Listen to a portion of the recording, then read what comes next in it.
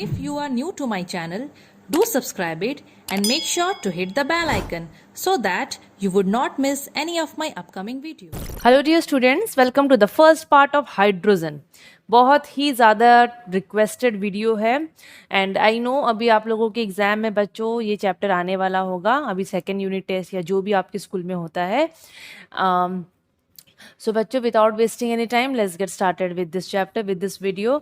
बच्चों देखो, हाइड्रोजन पढ़ने से पहले मैं आप लोगों की एक और चीज़ बता दूँ। आपके स्कूल में मैथ्स का भी तो कोर्स आगे बढ़ता होगा। मैथ्स भी तो डेफिनेटली एक सब्जेक्ट है जो कि बहुत इंपॉर्टेंट है। तो बच्चों जैसे कि आप लोग मुझसे साइंस पढ़ते हो, वैसे ही इफ़ आप लोग इंटरेस्टेड हो मुझसे मैथ्स पढ़ने के लिए, तो बच्चों मैंने एक कोर्स अभी लॉन्च किया है, मैथ्स मास्टरी। उसका लिंक आपको डिस्क्रिप्शन बॉक्स में मिल जाएगा। आप लोग लिंक के थ्रू उसके बारे में सारा इन्फॉर्मेशन ऑब्टेन कर सकते हो।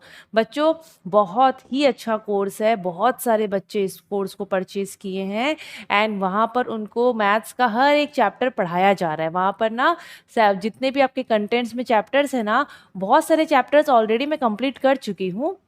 हाँ, कुछ कुछ चैप्टर्स बचे हैं जो कि अभी तक, जैसे जैसे बच्चे मुझे बोलते हैं पहले कि मैम ये चैप्टर बना दो, वो बना दो, तो मैं उसी हिसाब से उसको अपलोड करते जाती हूँ, बच्चों को उसी हिसाब से पढ़ाते जाती हूँ। तो इफ़ आप भी इंटरेस्टेड हो, आप लोग भी चाहते हो कि आप लोगों को भी लाइक मैथ्स मुझसे पढ़ना है या अपना मैथ्स स्ट्रॉन्ग करना है, तो आप लोग बच्चों उसमें एनरोल कर सकते हो थ्रू द लिंक, ठीक है।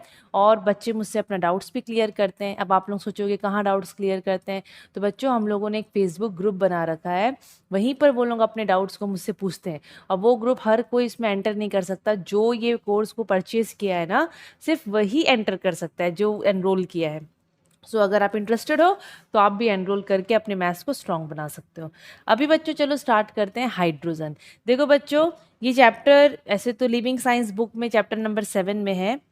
आपके बुक में पता नहीं कौन से नंबर पे होगा, पर जो भी है नंबर डजंट मैटर, चैप्टर बहुत इंपॉर्टेंट है, ठीक है। सेम चैप्टर आप लोग क्लास 9 में पढ़ोगे, बहुत इंपॉर्टेंट है। तो अभी से ही मैं बहुत सारी चीज़ें आपको बता दूंगी जो कि आपको क्लास 9 में थोड़ा सा हल्का लगेगा, ठीक है ना। ऐसे बहुत ईजी चैप्टर है। चलो, हाइड्रोजन। हाइड्रोजन का आप सबको पता है सिंबल क्या होता है। सिंबल होता है बच्चों एच, कैपिटल एच। देन हम लोग को पता है कि हाइड्रोजन जो है वो H2 फॉर्म में रहता है, वो ऐसे सिंगल एटम एग्जिस्ट नहीं करता, डाई एटमिक मॉलिक्यूल है। तो उसका मॉलिक्यूलर फार्मूला क्या होता है बच्चों? H2 होता है। याद रखना, सिंबल अलग होता है, मॉलिक्यूलर फार्मूला अलग होता है। एटमिक नंबर कितना होता है हाइड्रोजन का? 1, ठीक है। आप लोगों को पढ़ाई हूँ मैं एटमिक नंबर, इलेक्ट्रॉनिक कॉन्फ़िगरेशन कैसे बनाते हैं, एटमिक स्ट्रक्चर में आप लोग सब पढ़े हो। अगर किसी को नहीं आता है तो आप लोग एटमिक स्ट्रक्चर देख सकते हो, वहाँ पर इलेक्ट्रॉनिक कॉन्फ़िगरेशन लिखना, बनाना सब बताया गया है, ठीक है। ओके, तो इलेक्ट्रॉनिक कॉन्फ़िगरेशन आपको पता है इसका होता है 1। देन वैलेंसी इसका होता है 1। चलो ये सब चीज़ें तो आपका रिवाइज हो गया। अब बच्चों कुछ कुछ नया नया चीज़ पढ़ते हैं हाइड्रोजन से रिलेटेड। जैसे कि आपको पता होना चाहिए कि हाइड्रोजन जो होता है ना, वो बहुत ही लाइट है। सबसे हल्का एलिमेंट होता है हाइड्रोजन। सबसे हल्का एलिमेंट होता है हाइड्रोजन, पता है आपको। वो जो बलून्स में हवा भरते हैं ना, पहले हाइड्रोजन भरते थे। वो जो डेकोरेटिव पर्पस के लिए बलून्स यूज़ नहीं होता है, जो आसमान में उड़ जाता है, बहुत हल्का होता है।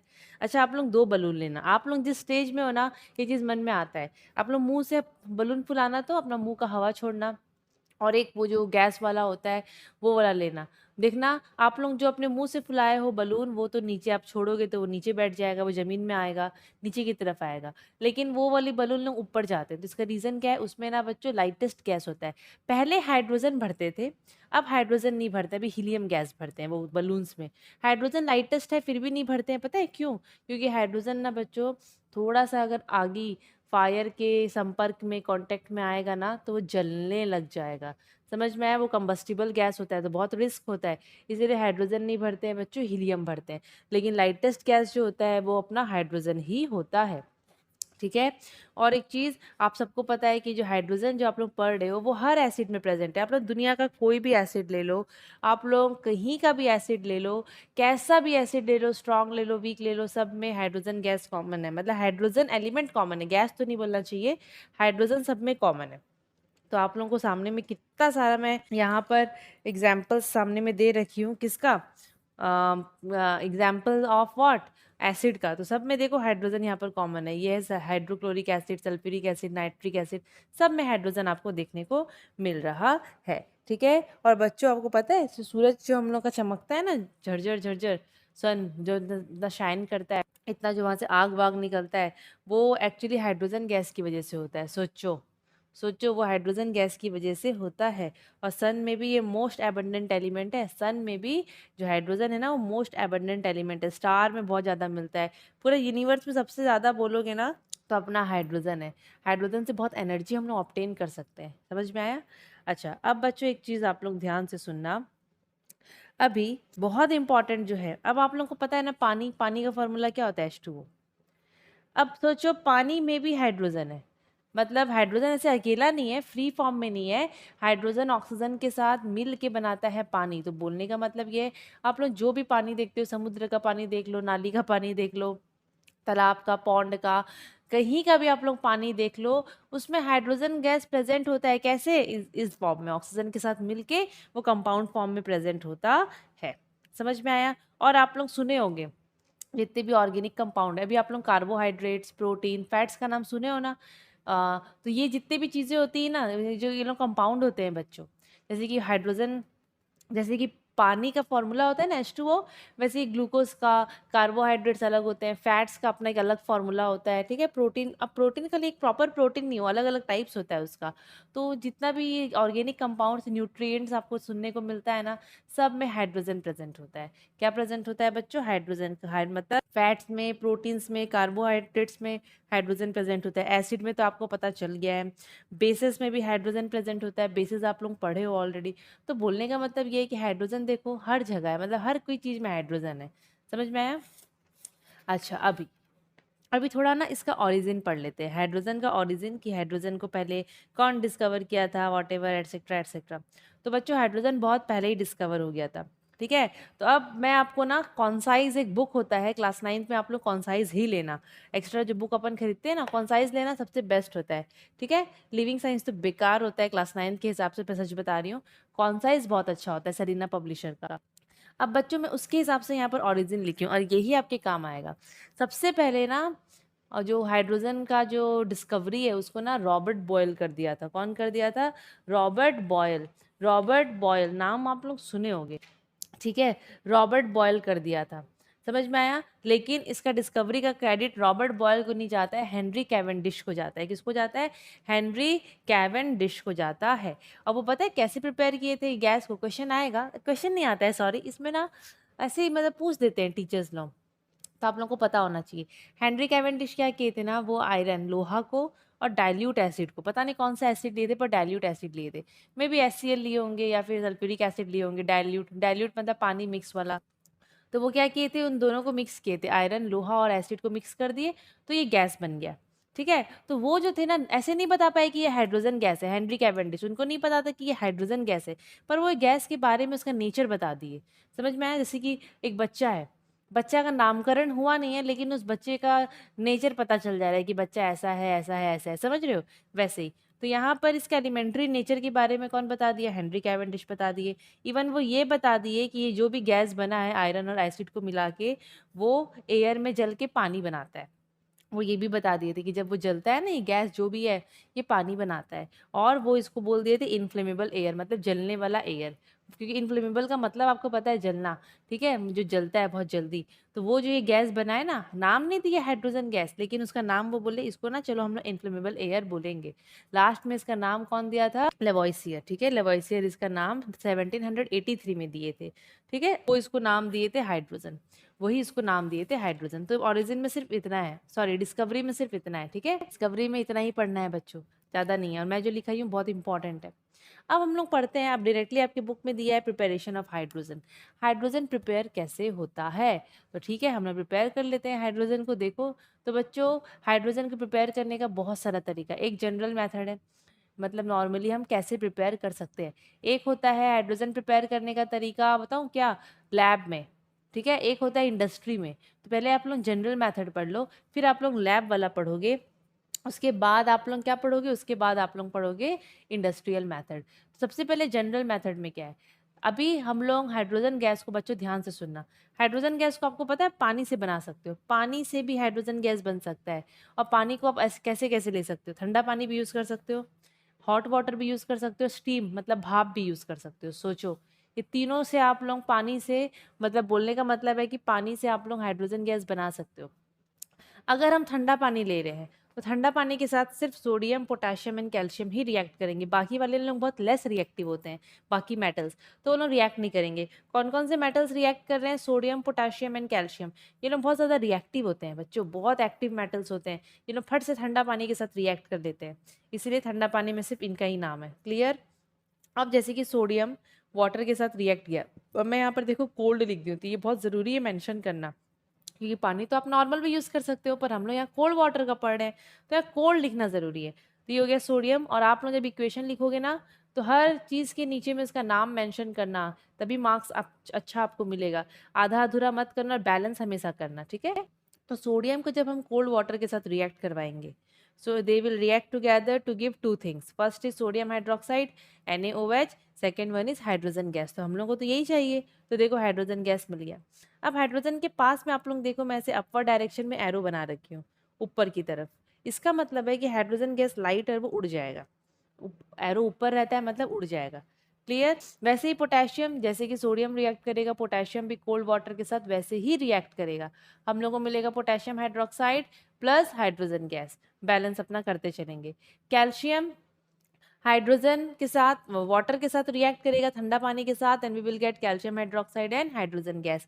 तो इनमें से ना ये दोनों बहुत रिएक्टिव होते हैं, कैल्शियम इनके कंपैरिजन थोड़ा कम रिएक्टिव होता है, ये भी चीज़ आप लोग जान लो, ठीक है? सोडियम पोटेशियम बहुत रिएक्टिव होते हैं, कैल्शियम इनके कंपैरिजन थोड़ा कम रिएक्टिव होता है, लेकिन तीनों केस में आप लोग जब कोल्ड वाटर से इसको रिएक्ट करवाओगे तो आप लोगों को हाइड्रोजन गैस मिलेगा, मतलब एक तरफ तीनों केस में हाइड्रोक्साइड मिल रहा है और यहाँ पर मिल रहा है hydrogen hydrogen hydrogen gas. Clear? और एक चीज़ आपको साइड में दिखता होगा, मैं ऐसे लिख दी हूँ, तो इसका मतलब है कि ये जब हम लोग रिएक्शन करवाएंगे, ये एक्टिव मेटल्स को जब हम लोग किसके साथ ठंडा पानी के कांटेक्ट में लाएंगे तो बच्चों फट से आग ही पकड़ लेता है। इस केस में तो नहीं पकड़ेगा, पर इन दोनों केस में आग पकड़ लेगा। समझ में आया? आप लोग ना, या तो होगा तो मैं बीच में एक वीडियो दे दूंगी, सोडियम वाटर के साथ रिएक्ट कर रहा है तो कैसे आग पकड़ रहा है, अदरवाइज आप लोग खुद यूट्यूब में सर्च कर लीजिएगा, ठीक है? तो बच्चों आग पकड़ लेता है मतलब बहुत ज़्यादा एक्सोथर्मिक रिएक्शन है, वॉलेंट नेचर का रिएक्शन है, आग ही पकड़ लेगा, फट से फट जाता है, अभी छिटकता है ये फटता है, आपको पता है? आग पकड़ के ना ऐसे करके फटता है। समझ में आया? इसलिए ना इसको ना नहीं करते हैं, तो ये एक्सोथर्मिक नेचर का होता है। क्लियर? और ना और एक चीज़ बता दूं, जब सोडियम को आप पानी में डालोगे तो आग ही पकड़ेगा, तो वो आग का कलर पता है क्या होगा बच्चों? गोल्डन येलो, सोचो। और जब इसको आप लोग जलाओगे, किसको? पोटेशियम को जब आप पानी में डालोगे तो यहाँ भी आग पकड़ेगा, और इसका ना वो लाइलैक कलर होता है, अब उसको क्या बोलते हैं, पर्पल वॉयलेट टाइप उसका थोड़ा कलर आता है, पर्पल वॉयलेट टाइप उसी टाइप से कुछ कलर आता है, ठीक है? जलता है तो आग का कलर, समझ में आया? अब छोड़ो। अब है फ्रॉम हॉट वाटर। अब हॉट वाटर से बच्चों हम लोग जब अगर गर्म पानी को ले रहे हैं तो सिर्फ मैग्नीशियम रिएक्ट करेगा, और मैग्नीशियम भी रिएक्ट करता है ना गर्म पानी के साथ तो बहुत स्लोली करता है। So magnesium react with boiling water, एकदम hot water, and when they react together we get magnesium hydroxide and hydrogen gas. मतलब ये रिएक्शन भी स्लो होता है, धीरे धीरे होता है मैग्नीशियम। और बाकी आप लोग सोचोगे बाकी मेटल्स को मैं गर्म पानी से रिएक्ट करवाऊँ, तो बाकी मेटल्स नहीं करेंगे क्योंकि वो लोग बहुत लेस रिएक्टिव होते हैं। और सोडियम वोडियम हम लोग इसलिए यूज़ नहीं कर रहे हैं क्योंकि ठंडा पानी में वो लोग इतना कर रहे हैं, तो गर्म पानी में तो सोचो ही मत, है ना? इसलिए हम लोग हॉट वाटर में खाली मैग्नीशियम पढ़ते हैं। तो मैग्नीशियम को जब आप हॉट वाटर बॉइलिंग वाटर के साथ रिएक्ट करवाओगे तो मैग्नीशियम हम लोग को देगा magnesium hydroxide and hydrogen gas. And कौन सा मिलेगा? हाइड्रोजन गैस हम लोग को मिलेगा, ठीक है? तो नाम सबका मैं नीचे नीचे लिख दी हूँ, यहाँ भी हाइड्रोजन गैस निकल जाएगा। क्वेश्चन आता है prepare hydrogen gas from hot water, तो आपको ये रिएक्शन लिखना है। फ्रॉम स्टीम, तो स्टीम का तो चलो अभी पढ़ोगे। फ्रॉम कोल्ड वाटर तो ऐसे, या फिर prepare hydrogen gas from sodium and cold water, ऐसे आ जाएगा। तो आपको ये रिएक्शन लिखना पड़ेगा और एक दो लाइन में समझा देना, हो गया। समझ में आया? अभी फ्रॉम स्टीम, स्टीम का मतलब होता है भाप। हम पानी को जब गर्म करते हैं जो भाप में वो कन्वर्ट होता है वेपर में, दैट इज कॉल्ड स्टीम, ठीक है? तो बच्चों स्टीम के साथ ये लेस रिएक्टिव मेटल्स लोग रिएक्ट करते हैं, जैसे कि magnesium, aluminium, zinc and iron. Iron तो सबसे सबसे मतलब इन चारों के कंपैरिजन सबसे धीरे रिएक्ट करेगा, बहुत ही ज़्यादा लेस रिएक्टिव होता है इन सब के कंपैरिजन, ठीक है? अब जब हम स्टीम को लेके आएंगे तो स्टीम और पानी तो एक ही होता है बच्चों, फॉर्मूला एक ही होता है, बस पानी लिक्विड फॉर्म में रहता है, स्टीम यूज़ करेंगे तो वो गैसियस फॉर्म में रहेगा, लेकिन फॉर्मूला तो सेम रहेगा, इसलिए स्टीम का फॉर्मूला भी सेम है। तो जब मैग्नीशियम को आप लोग, मतलब पता है क्या होगा, आप लोग मैग्नीशियम को लेके आओगे और आप लोग उसको भाप से एक्सपोज करोगे, मतलब भाप इसमें लगता जाएगा, तो मैग्नीशियम यहाँ पर जलेगा। सोचो भाप का क्या है ना, टेम्परेचर ज़्यादा होता है। मैं आपको एक चीज़ बता दूँ, बॉइलिंग वाटर, गर्म पानी और वाटर वेपर स्टीम का अगर आप कंपेयर करोगे ना, हीट हीट तो ज़्यादा हीट इसके पास होगा और इसके पास कम हीट होता है। तभी तो गर्म पानी और भाप के कंपैरिजन हम लोग भाप से ज़्यादा ज़ोर से जलते हैं। गर्म पानी से उतना नहीं जलेंगे जितना हम स्टीम से जल जाएँगे, क्योंकि इसमें हीट बहुत ज़्यादा होता है। ये हीट बहुत ज़्यादा कैरी करता है। तो जब मैग्नीशियम इसके कांटेक्ट में आएगा बच्चों, मैग्नीशियम आग पकड़ लेगा और मैग्नीशियम वाइट कलर का फ्लेम के साथ जलेगा, मतलब वाइट लाइट के साथ जलेगा मैग्नीशियम। और जल के यहाँ पर देखो दो चीज़ मिलेगा, एक तो हाइड्रोजन फिक्स है, दूसरा मैग्नीशियम ऑक्साइड। अच्छा, अब आप लोग ऊपर एक बार देखो, जब आप लोग वाटर यूज़ कर रहे थे, हॉट वाटर, कोल्ड वाटर, तो आपको हाइड्रोक्साइड हाइड्रोक्साइड मिल रहा था, लेकिन जब हम स्टीम में आ जाते हैं तो ऑक्साइड मिलता है। याद रखना, ठीक है? जब आप लोग स्टीम यूज़ करोगे तो ऑक्साइड मिलेगा। जब आप लोग स्टीम यूज़ करोगे तो क्या मिलेगा? Magnesium oxide. एल्युमिनियम के साथ यूज़ करोगे तो एल्युमिनियम ऑक्साइड। जिंक के साथ स्टीम करोगे तो जिंक ऑक्साइड। आयरन के साथ करोगे तो आयरन का ऑक्साइड। तो ये चीज़ आपको थोड़ा याद रखना है। क्या है ना, इसको याद रखोगे तो आप लोगों को एग्जाम में ना दिक्कत नहीं होगा, वरना सब जगह हाइड्रोक्साइड लिख के आओगे। वैसे ही बच्चों, अगर एल्युमिनियम को हम लोग स्टीम के साथ रिएक्ट करवाएंगे, अब यहाँ पर थोड़ा कंडीशन में मेंशन कर दी हूँ, आपकी बुक में नहीं है, पर आप लोग ये कर सकते हो, कोई दिक्कत नहीं है। और ध्यान से सुनो मैं क्या बोल रही हूँ। देखो, एल्युमिनियम भी रिएक्ट करेगा स्टीम के साथ to give hydrogen gas. Clear? जब हम लोग एल्युमिनियम को स्टीम के साथ रिएक्ट करवाएंगे तो हम लोगों को ना एल्युमिनियम ऑक्साइड मिलेगा, डेफिनेटली मिलेगा। क्या होता है ना, सबसे पहले जैसे कि एल्युमिनियम जो होता है ना बच्चों, ध्यान से सुनना, एल्युमिनियम के पास बहुत ज़्यादा टेंडेंसी होता है कि वो अपने ऑक्सीजन को अट्रैक्ट कर लेता है अपने तरफ। मैं एक रफ पेपर में बताती हूँ आपको, ये सब चीज़ें अभी आपके कोर्स में नहीं है बट मैं बता दे रही हूँ। देखो इधर देख लो, जैसे कि बच्चों ये एल्युमिनियम है।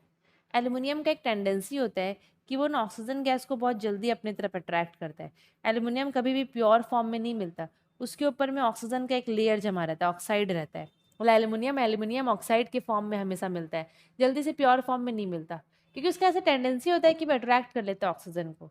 समझ में आया? तो हम लोग पता है क्या करेंगे, हम लोग क्या करेंगे यहाँ पर, सबसे पहले तो हम लोग एल्युमिनियम को पूरा भयंकर टाइप से गर्म कर देंगे। ठीक है? एल्युमिनियम को हम लोग अच्छे से एकदम गर्म कर देंगे, अच्छे से गर्म कर देंगे। ठीक है? और उसके बाद क्या करेंगे, जब गर्म करते हैं ना तो उसके ऊपर में जो ऑक्सीजन का लेयर होता है वो हट जाता है, ऑक्सीजन का लेयर हट जाता है। समझ में आया? तो ऐसे गरम गरम एल्युमिनियम लेंगे, स्टीम लेंगे, टेम्परेचर देख लो 800 डिग्री सेल्सियस है, इतना ज़्यादा हाई टेम्परेचर है।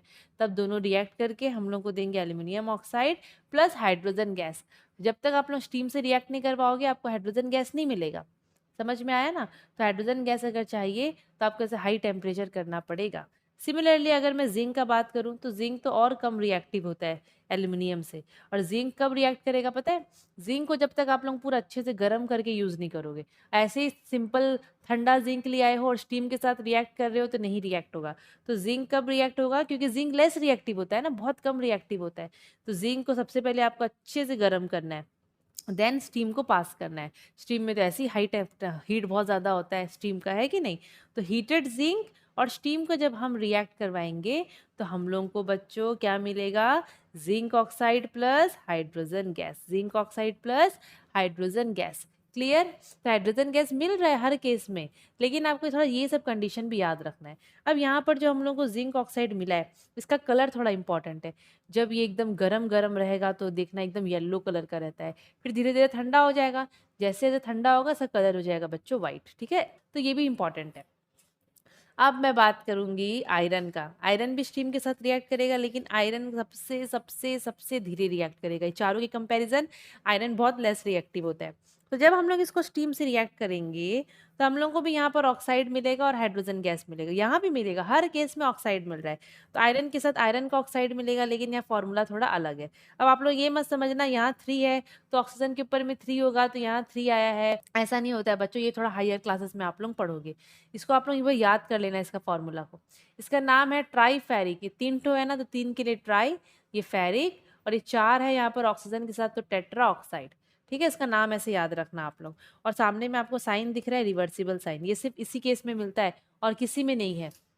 तो आयरन जब स्टीम के साथ रिएक्ट करता है, वो रेड हॉट आयरन, खाली पीली आयरन रिएक्ट नहीं करेगा, आयरन तो ऐसे ही लेस रिएक्टिव होता है। तो रेड हॉट आयरन को जब हम स्टीम से एक्सपोज करवाएंगे तो हम लोग को मिलेगा आयरन का ऑक्साइड, जिसका नाम है यहाँ पर ट्राईफेरिक टेट्राऑक्साइड प्लस हाइड्रोजन गैस। तो ये रिएक्शन रिवर्सिबल है, मतलब ये आगे की तरफ भी हो रहा है, फॉरवर्ड और बैकवर्ड भी हो रहा है। रिवर्सिबल इन द केस पहले इन दोनों को रिएक्ट करवाया तो हमको ये 2 मिला। अगर मैं यहाँ से हाइड्रोजन गैस को नहीं हटाऊंगी, क्योंकि जब रिएक्शन करते हैं तो ये 2 चीज़ मिल रहा है। अगर आप लोग हाइड्रोजन गैस को नहीं हटाओगे तो ये दोनों रिएक्ट करके फिर से ये 2 चीज़ दे देंगे। उसको हम लोग बोलते हैं रिवर्सिबल रिएक्शन। तो यही केस है जो कि रिवर्सिबल नेचर का होता है। क्वेश्चन आता है एक ऐसा मेटल का नाम बताओ जो स्टीम के साथ रिवर्सिबली रिएक्ट करता है, तो आयरन।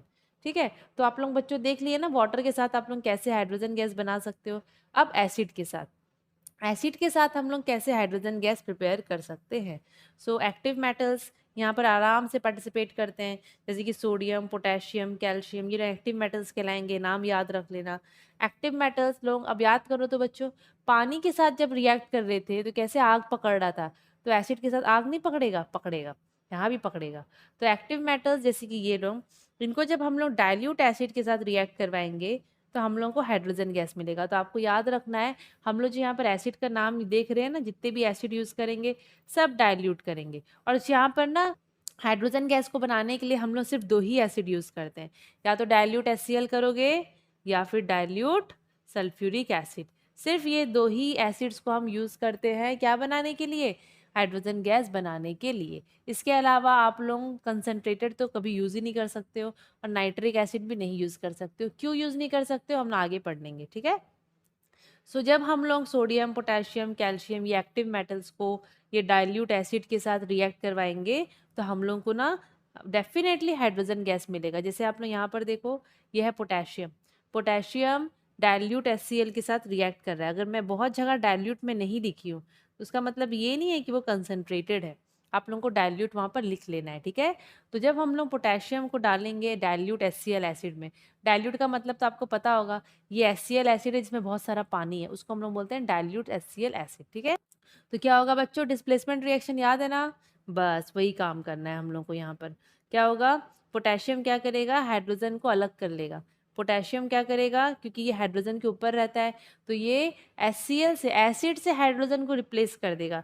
हम लोग को मिलेगा सॉल्ट, और हाइड्रोजन गैस हम लोग को यहाँ पर ऑब्टेन हो जाएगा। तो हम लोग को तो हाइड्रोजन गैस चाहिए, हम तो प्रिपरेशन ऑफ हाइड्रोजन पढ़ रहे हैं, तो हाइड्रोजन गैस को हम लोग एसिड से ऐसे बना सकते हैं, ठीक है। ये सॉल्ट है, KCl जो होता है ना, अब जैसे कि आप लोग टेबल सॉल्ट खाते हो ना, नमक, घर में जो नमक होता है उसमें NaCl होता है, ये KCl पता है किस में होता है, वो जो अलग सा नमक नहीं आता है, हाई BP पेशेंट्स को मिलता है, देते हैं डॉक्टर लोग, उसमें ना KCl ज़्यादा होता है, NaCl भी होता है बट KCl का अमाउंट ज़्यादा होता है, ठीक है। सिमिलरली कैल्शियम, वो भी रिएक्ट करेगा डाइल्यूट HCl के साथ और हम लोग को मिलेगा कैल्शियम क्लोराइड प्लस हाइड्रोजन।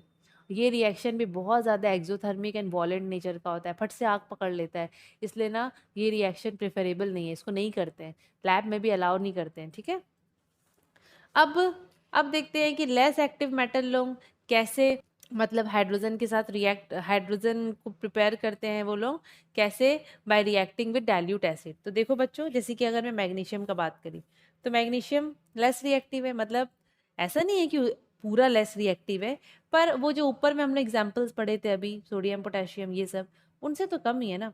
तो मैग्नीशियम को जब हम लोग HCl के साथ रिएक्ट करवाएंगे, डाइल्यूट HCl के साथ, ठीक है, तो हम लोग को अगेन यहाँ पर डिस्प्लेसमेंट रिएक्शन मिलेगा, हाइड्रोजन निकल जाएगा, तो मैग्नीशियम क्लोराइड एक सॉल्ट हो गया और हाइड्रोजन गैस हम लोग को मिल गया। सिमिलरली सल्फ्यूरिक एसिड के साथ रिएक्ट करवाएंगे तो हाइड्रोजन गैस निकल जाएगा और मैग्नीशियम सल्फेट के साथ रिएक्ट करके मैग्नीशियम सल्फेट हम लोग को मिल जाएगा, ठीक है। बहुत ईजी है, पता है ये सब रिएक्शन, ये रिएक्शन में इतना वो नहीं है, दिक्कत नहीं है, आप लोग आराम से इसको समझ सकते हो, आराम से। सिमिलरली अगर मैं एल्यूमिनियम का बात करूं बच्चों, एल्यूमिनियम ये भी डाइल्यूट HCl के साथ रिएक्ट करवा सकते हैं हम लोग, एल्यूमिनियम करता है रिएक्ट। एल्यूमिनियम को अगर आप लोग डाइल्यूट हाइड्रोक्लोरिक एसिड के साथ रिएक्ट करवाओगे तो ये भी, ये लोग जितने भी है ना सब हाइड्रोजन को निकाल देंगे। तो आप लोगों को यहाँ पर एक तो प्रोडक्ट हाइड्रोजन लिखना है, दूसरा ये मेटल क्लोरीन के साथ रिएक्ट करके एल्यूमिनियम क्लोराइड बना देगा, बैलेंस आपके हाथ में, ठीक है। सिमिलरली सल्फ्यूरिक एसिड के साथ रिएक्ट करवाओगे तो aluminium sulphate and hydrogen gas.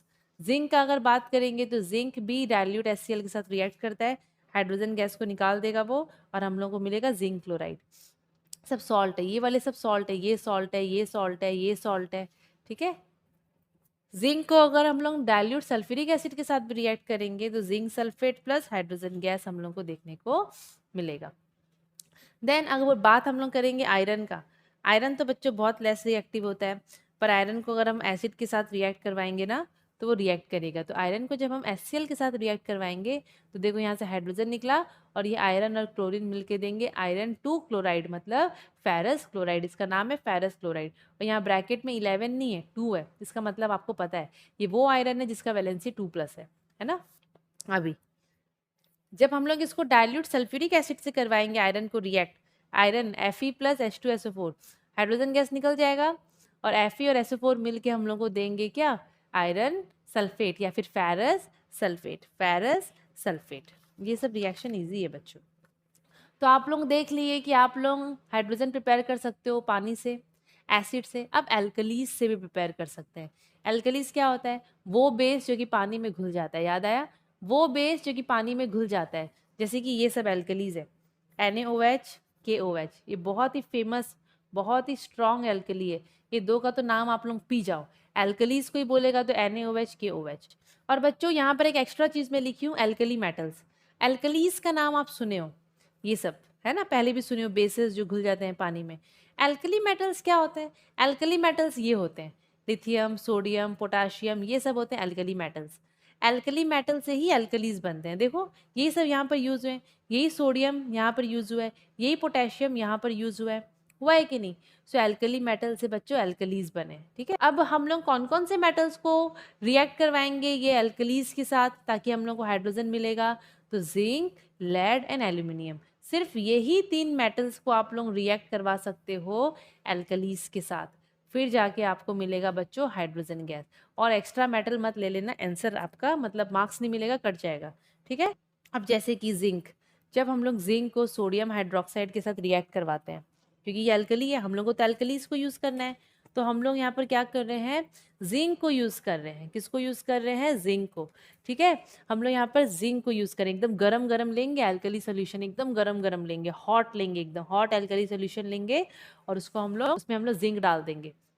तो फट से ना एकदम अलग टाइप से आपको देखने को मिलेगा, कुछ कुछ चेंजेस आ रहा है अपैरेटस में, और आप लोगों को वहाँ पर 2 चीज़ मिलेगा, हाइड्रोजन गैस तो फिक्स है, उसके साथ में एक सॉल्ट मिलेगा, ये सॉल्ट है, इसका नाम है बच्चों सोडियम जिंकेट। मतलब ये सोडियम, जिंक और इधर का ऑक्सीजन मिल के बनाए हैं नया वाला सॉल्ट जिसका नाम होता है सोडियम जिंकेट। नाम याद रखना, Na2ZnO2। वैसे ही लेड को अगर आप लोग गरम गरम सोडियम हाइड्रोक्साइड के साथ रिएक्ट करवाएंगे तो यहाँ हाइड्रोजन गैस तो फिक्स है, लेकिन साथ में आपको मिलेगा सोडियम प्लम्बाइट, फॉर्मूला Na2PbO2। एक बार आपको ये याद रखना पड़ेगा क्योंकि अभी इतना बड़ा बड़ा चीज़ आप नहीं पढ़े हो, तो फॉर्मूला थोड़ा याद, इसको रट्टा मारना पड़ेगा, ठीक है। सिमिलरली एल्यूमिनियम को अगर आप लोग NaOH या फिर KOH के साथ रिएक्ट करवाओगे और थोड़ा पानी भी डालोगे तो यहाँ पर भी आपको एक हाइड्रोजन मिलेगा और दूसरा एक सॉल्ट मिलेगा। तो इस केस में मिल रहा है सोडियम एल्यूमिनेट, NaAlO2, ठीक है। अब जैसे कि हर जगह आप लोग बोलोगे मैडम आप हर जगह NaOH यूज़ करे हो, आपके बुक में KOH दिया है, तो बच्चों सोडियम और पोटेशियम एक जैसा रिएक्ट करते हैं। अगर K दिया है तो बस Na की जगह में हर जगह K प्लेस कर दो और कुछ चेंजेस नहीं करना है, दोनों का सेम होता है, ठीक है।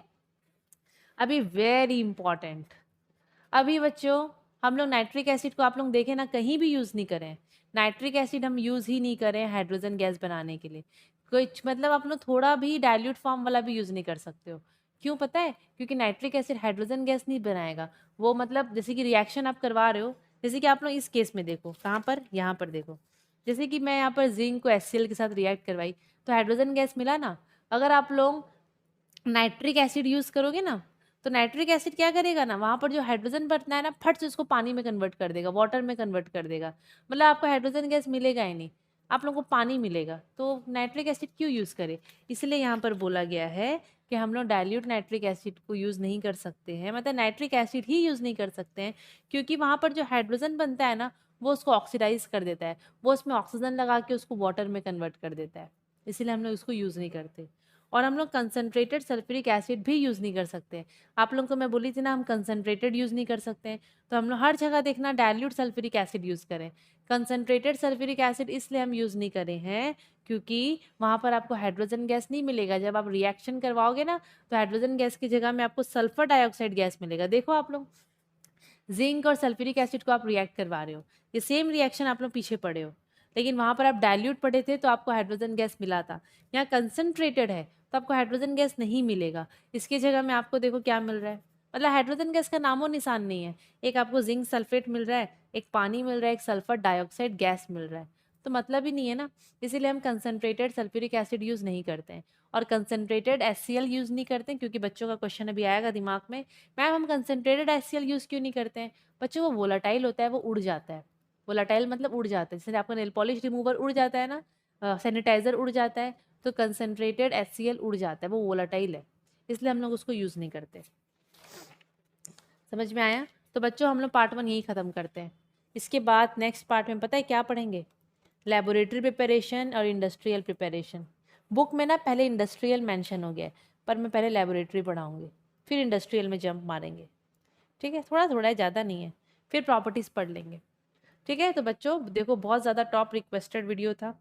आप लोग मुझे बार बार बार बार बार बार बोल रहे थे मैडम सब चीज़ छोड़ दीजिए, हाइड्रोजन बना दीजिए, इसलिए मैंने से जितना हुआ पहला पार्ट मैं एक ही मतलब फ्लो में कंप्लीट कर दी हूँ। तो आपका आधा घंटा का एक वीडियो है ये वाला, ठीक है ना? तो आप लोग देखो समझो, और बच्चों बहुत इंपॉर्टेंट चैप्टर है, ध्यान से पढ़ना। ध्यान से नहीं समझोगे, नहीं पढ़ोगे ना, तो फिर एग्जाम में इधर उधर से क्वेश्चन आएगा, नहीं कर पाओगे, वरना ये बहुत इंटरेस्टिंग बहुत ईजी चैप्टर है। ठीक है, अगर वीडियो अच्छा लगा होगा तो लाइक शेयर सब्सक्राइब जरूर से कर दीजिएगा। Thank you.